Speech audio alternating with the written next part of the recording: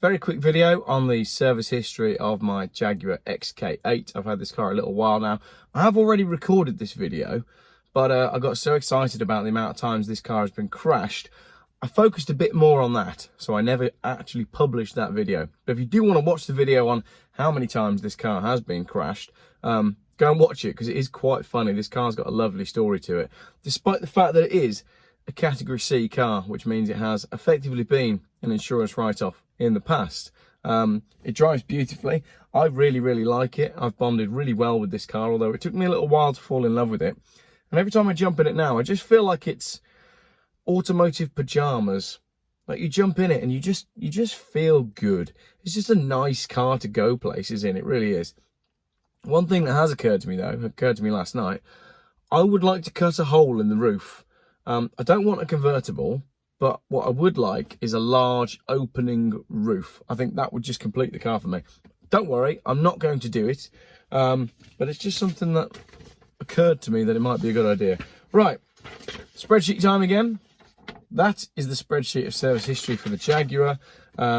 Everything going back to 1999 when the car was built.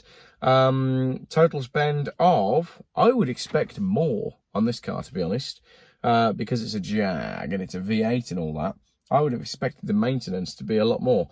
There's not really, there is a gap actually. There's a gap in the maintenance between 2002 and 2011, so there is a gap. So perhaps there's some bills missing.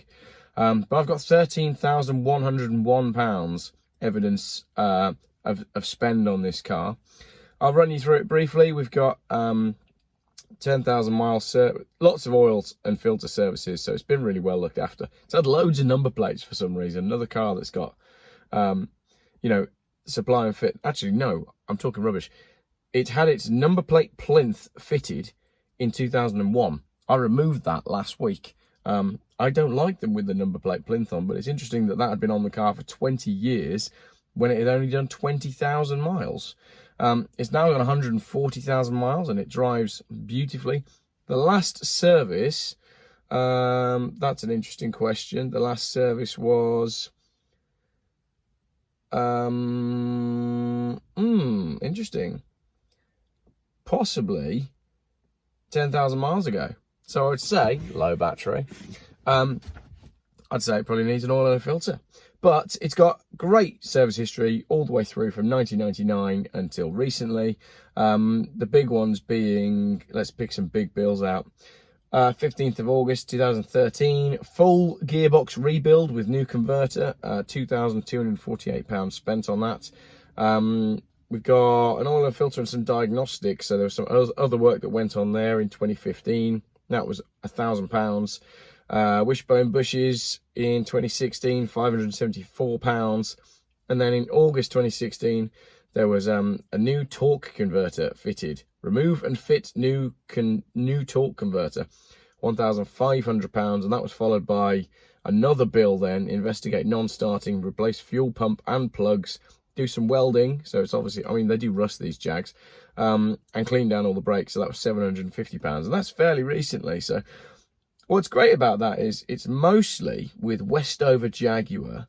You can see when the ownership changed based on where the car was serviced. So between 99 and 2002, all the service work takes place at Westover Jaguar. Then we moved to St Christopher's Garage until 2013. No, sorry, that carries on until 2014.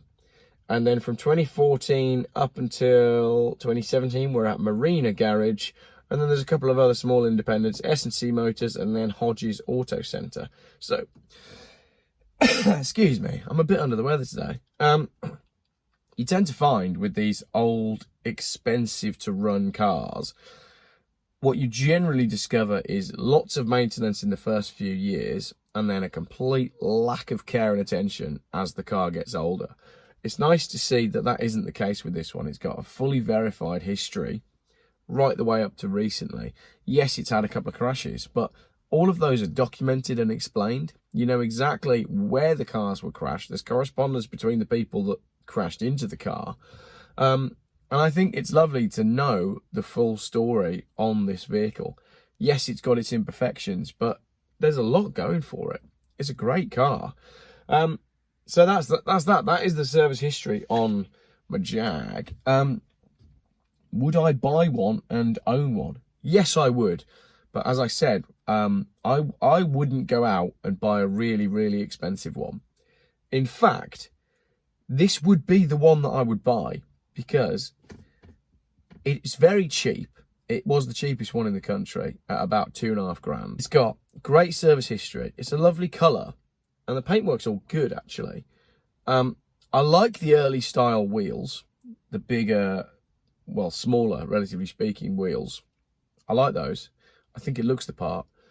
But because it's the cheapest one in the country, I would cut the roof out. I know you're all like, you're mental, but I would keep this as a summer car. And I would do what I did with the Volvo V70 California, but I'd do it better. Because I've been thinking about how I could have done that better. So I would cut a large square out of the whole of the roof and I'd turn it into almost a targa. Not a targa, because I'd leave these supporting beams in here. But that's what I would do. And I'd just enjoy it. I wouldn't worry too much about, you know, investment or all of this sort of... you know, the sort of classic car thing where people get caught up with trying to chase perfection. Don't worry about perfection. Chase enjoyment, not perfection. Don't worry about whether your car's perfect or not. I know if you're watching these videos, then you probably don't. But I've worked at companies in the past where a car has to be the exact same quality as to when it left the showroom. But what's the point in that? You're trying to hide the fact that the car has lived a life. What you want to give to your car is life. You want to give it character. You want to give it some personality. You want it to be a part of your world and a part of your family. And to do that, sometimes you need to change things. And sometimes you need to crash your car because that gives it a story. You don't have to crash your car. But do you know what I mean? Like, let's not try and hide the fact that this car was built in 1999 and it has lived its own life. If I was to go and take this now to a classic car restorer and say, I want you to build it back to exactly the way it was when it left the factory, right? It loses some of its authenticity. There's that whole argument about over-restoring things. You know, you don't need to replace every single part on a car. I think they should be enjoyed. And I think they should be enjoyed in accordance with your personality as well. You know, you might be the sort of person for whom everything has to be absolutely inch perfect. But equally, you might be the sort of person that wants to paint a Union Jack on it. You might be the sort of person that wants to cut a hole in the roof. You might be the sort of person that wants to take the catalytic converters off, put a straight through exhaust on it, ditch all the air filter system, and run it like an absolutely wild street machine. And that's great. You have to appreciate all the different kinds of appreciation that people have for these cars. If we were all the same, A, it would be boring, but B, it would drive the prices up on the one type of car that we all liked. That's what's great about these cars being cheap. Not everybody wants an old Jaguar XK8. And because not everybody wants an old Jaguar XK8, I can buy them for £2,500. That's what the motoring world is all about. It's about variety. That's what the Geoff Buys Cars thing is all about. I like this, you like that, we can still be mates. It's brilliant. You've got to enjoy different things. So, am I going to go chop the roof off it? Well, I did buy a Milwaukee saw the other day. And to be honest, there isn't a car in my street that's still got a catalytic converter on it. No, that's a joke. Right, thanks very much for watching my slightly under the weather video.